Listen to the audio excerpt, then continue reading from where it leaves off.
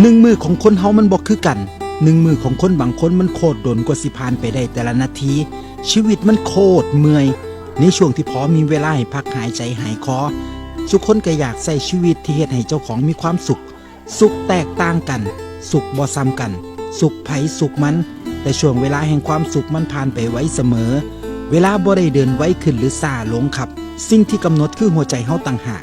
ถ้าเฮาสุขแป๊บๆเวลาก็เบิดไปในแต่ละมื้อ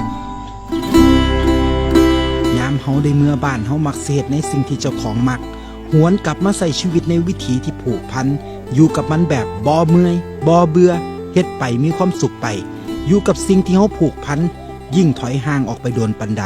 ความสุขอยู่บ้านมันก็ชัดขึ้นเรื่อยๆเหมือนได้กลับมาย้อนไว้เด็กเจ้าของย้อนวันเวลาให้หวนคืนกลับไปแม้ว่าอีหยังต่างๆมันสิเปลี่ยนไปปานใดแต่เฮาก็สุขใจที่ได้เฮ็ดได้อยู่ในบ้านเวลาที่ได้เมื่อบ้านมันโคตรมีค่าที่คิดราคาบ่ได้